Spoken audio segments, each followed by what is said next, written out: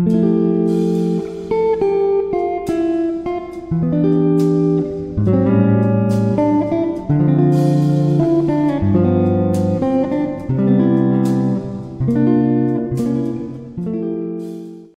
peoples! Today is Monday. Paalis tayo ng bahay.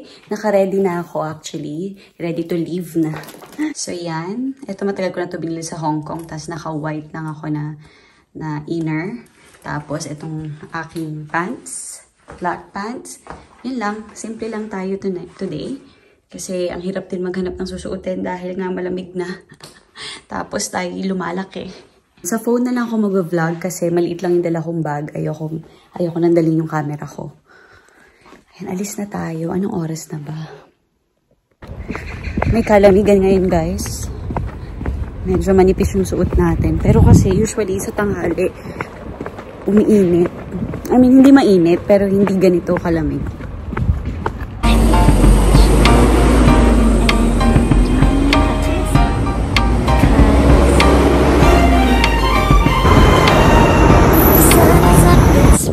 Day, my beginning will be as bright as the sun. Come, won't you come along? And it feels so right. It's like luck is raining on me. Go and follow your heart. Doesn't matter how far. There is so much love to give. Something's telling me this time. Baby, baby, now I know. Baby, baby, gotta go. There is so much love to give. Something's telling me it's right. When you came to me, I knew Kasama ko na naman to, nakakainis. Naglalakad na pala ako to pick up my British visa. Kasi na-approve na ulit yung visa natin. Makakaalis tayo ng end of this month para bumisita ulit sa UK. Nakuha ko na guys yung passport ko and visa. In-approve in 2 years natin. Yay!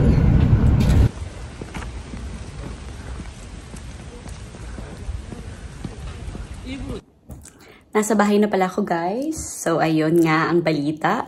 Approve naman na tayo sa visa natin sa UK. Tapos this time kasi nag-apply ako ng 2 years na para pagpunta namin ng December ulit, hindi na ako mag-apply ulit. Tapos after net mag-expire itong 2 years na visa na binigay sa akin, mag-apply na ako ng longer, ng 5 years. Para mas madali kaming makauwi ng UK anytime na kailangan ni James umuwi. Ayun. So, yun lang talaga yung hirap sa ating passport. Kailangan natin mag-apply ng mag-apply. Tapos, hindi ko pa kasi alam kung paano ko i-apply yung aking wife visa. Pero sa ngayon naman, since married na kami, ang dali lang mag-apply. Tas wala na din akong work. Kahit wala akong work kasi kasal naman kami. So, mas madali nang mag-apply. So, ngayon, ang gagawin natin, nag-edit lang ako ng video, mabilis. Tapos, maglalaba ako. Tapos aalis tayo ulit ng mga 6 PM kasi imimit nga natin ulit si Jalwin at saka si Mamits. Ayan. So, edit lang muna ako dito habang nagpapahinga. Tignan mo, wala na yung collarbone natin, no? Kasi nga, tayo ay sumaba. Ayan, guys. So, balikan ko kayo later. Ayan, guys. Paalis na tayo. Ang dilim lang. Kasi phone ko lang gamit ko ulit ngayon dahil ayoko magdala ng madami. Ayan, paalis na tayo at malamig ngayon kaya nag-coat ako. Malamig. Papunta na tayo sa Bampo Bridge. Kaya din ako nag-coat kasi malamig lalo dun. Nandito na ako, inaantay ko na lang si Mamits. Tatawid tayo dun sa kabila kasi dun tayo manonood ng light show. Yan. Diyan mamaya antayin natin ng 7:30.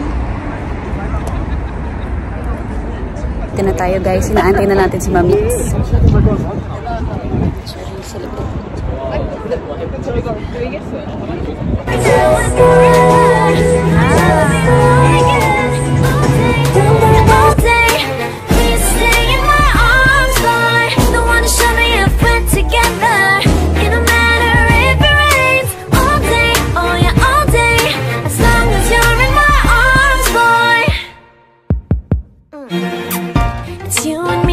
Beautiful day, and you're smiling, holding on to your time. I guess our hearts can align, and it feels so bright. It's like your love has gotten to me.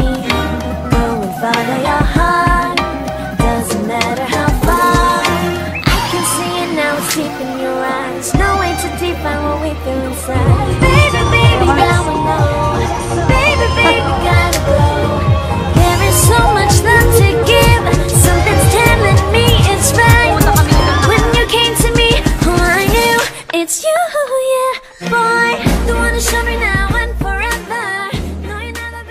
Mamits, umu-order ng chicken. Dito kami kakain. Yan ang aming view. Tapos ito-try namin doon later sa 7-Eleven yung ramen, yung noodles na kakainin namin. Hindi ka daw niyan, sabi ni Mamits. Anong sayo? Ito. Ano nga sayo? Ito, gin ramen. Ito yung meron sa Hong Kong. Maanghang ba to? Gusto ko yung spicy. Ito nga yung meron sa Hong Kong. Nakikita ko yan. Ito gin na saya dito. Ano ibig sabihin ng gin? Yung tatak mo. Gin ramen. Ito na. Ito nga ba yun? Ito kasi seafood. Nongshim. Ito same brand din. Nongshim. Okay. O dito ko sa sinasabi mong masarap. Yung gin. Hindi ko lang alam kung alin yung maanghang. Ito parang ito. Kasi pula eh. Tingnan mo. Kasi red. Ay, pang Pasko. Christmas. Ibig mo. Ako na to, mami. Sure ka? Oo. Gusto mo hotdog? Yan, tapos ilalagay namin to dito sa loob. Tapos kukuha ka ng hot water doon. Yan na siya. Tapos hindi ko lang alam kung paano. Lalagay mo dyan. How? Ayan pala, kailangan mo i-scan yung barcode. Ayan, pwede mong, dito ka na, mamis. Water lang. Lumuluto siya. Ito daw, dito lang. Akala ko, mainit na tubig lang siya. Yung pala kumukulo, ganun siya kumukulo. Ganun pala yun. Alam pala.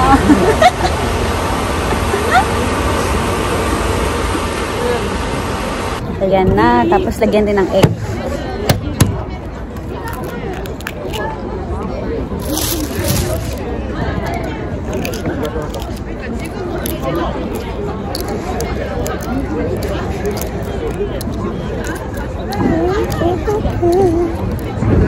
Yung egg nila, parang binabad nila sa ano. Toyo. Yung sa tsaka. Oo.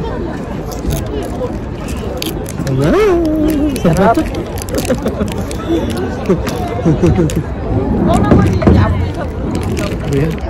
Ayan. Lagyan natin. Tapos ito. Kung gusto mo. Tapos cheese. Lagyan daw ng cheese. Sabi ni Mamits. Yung cheese yung pinaka basic Cameroon. Diba? Korean. Ito yung mga napapanood mo, no? True. True. Walang alam ako, diba? Kasi hindi ko... Pero ang napapanood ko lang sa... Yung drinks. Yun yung na-try ko na yung ikaw yung gagawa ng sarili mong drinks. Ayun sa... Ano to, sa haluin ko lang ganyan? Oo. Pwedeng hindi... Ay, tinunaw mo ng buo. Oo. Pwedeng hindi. Tapos, kakainin mo lang. Parang may melted part. Yung gano'n. Okay. O, diba, tanga? Tapos meron kaming chicken.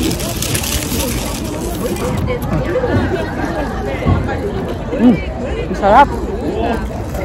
Ang sarap. Gusto mo pa ng cheese? Sige. Ganyan na. Ganyan lang. Okay. Parang sayo. Pampa.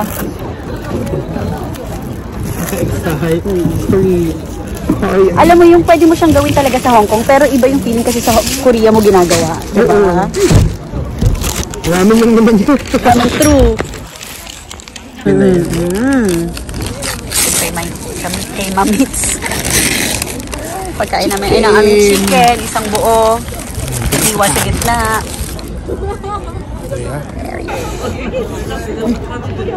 Ang sarap nung may cheese. Ang laki ng difference ng may cheese. No? Iba din yung cheese dito. Iba yung lasa.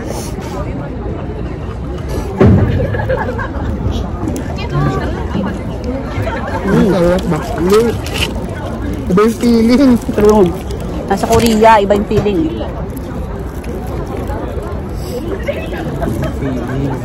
Tapos malamig, di ba? Malamig yung panahon. So yan guys, yung pinakain namin. Sa inyo ulit. Bumili lang ng beer si Mamits. Ang aming food. Ito kay Mamits. Diba? Tapos ayan ang view sa labas. Nice. Parang ang ayokong gamitin kasi ganyan yung itsura. Yak.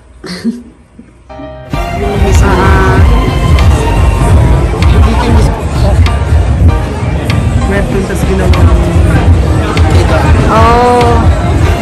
Ayun nga, oh, dami. Pero hindi yan gagalawang gano'n.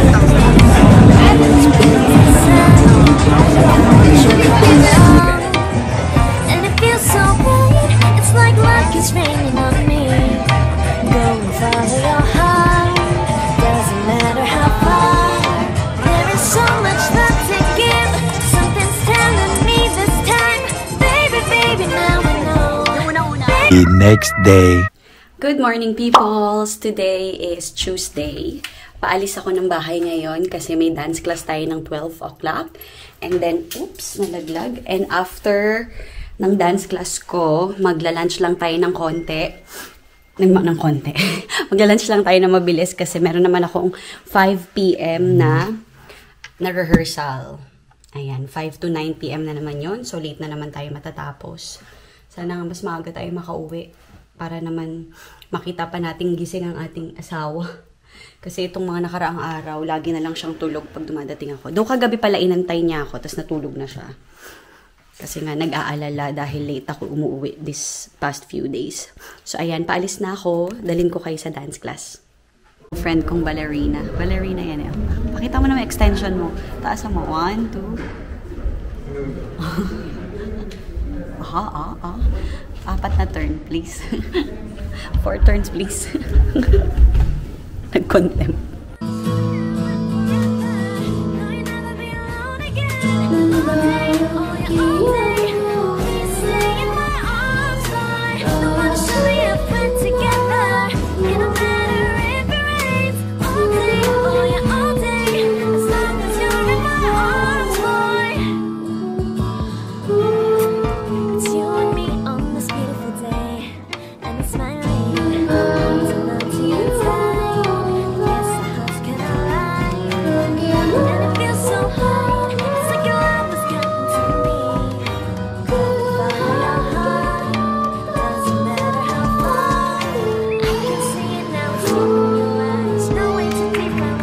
Mag-class ni friend, inspired siya, ginalingan niya masyado.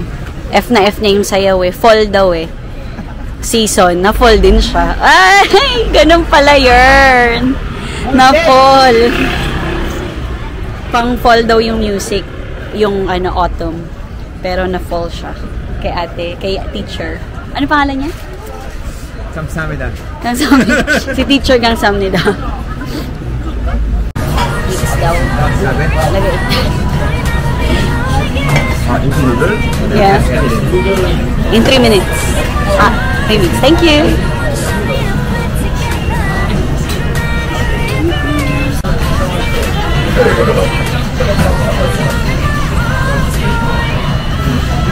Sarap ba? Omelette. Nilagyan ko ng ano, seaweed. Sikat daw to. What is that? Mardi. Mardi Gras? Mardi Mercedes. Yan, sikat daw yan. Kaya sila pumipila.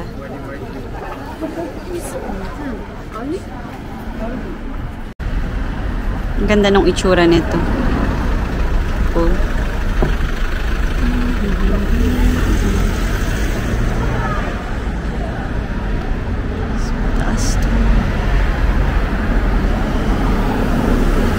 Rehearsal na kami. Ano masasabi mo, Mark? Ang tagal po nung sa unang group. Wala nang katapusan. Yes, we will do with the music so everybody will understand. Okay, so we will start from the cows, buffalo riding. So start from there. Everybody will understand. My favorite person. She's so cute.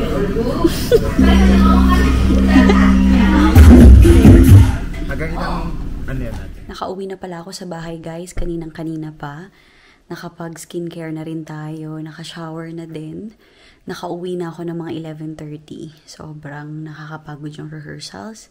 Tomorrow, sa theater na kami. So, longer na yung rehearsal namin tomorrow from 1 p.m. to 9 p.m. kami. 9 hours na rehearsal. So, good luck! Ayun. Tapos, Thursday, dress tech na. And then, Friday, show hanggang Sunday. So, matatapos naman na siya. Makakabalik na tayo sa ating normal na routine. Pero exciting to. Masaya siya. Nakaka-drain lang talaga yung rehearsals kasi nga matagal. Ayun, masaya yung process. And for sure, mamimiss ko yung process na to kapag natapos na. 'Di ba? Sa simula, pag nandun ka kapag ginagawa mo kasi siya, parang ang dami mong angal sa pagod. Pero ayun, kasi medyo malayo din yung rehearsal studio namin from bahay. Usually, nagta-travel ako papunta 1 hour and pabalik 1 hour. Ganun siya kalayo. So, ayun, very tiring. So, pahinga na tayo para bukas may energy tayo sa rehearsal kasi mahaba-haba yun. So, salamat sa panonood, guys. Sana na-enjoy nyo tong araw na to. See you again in my next vlog. Have a good night. Bye!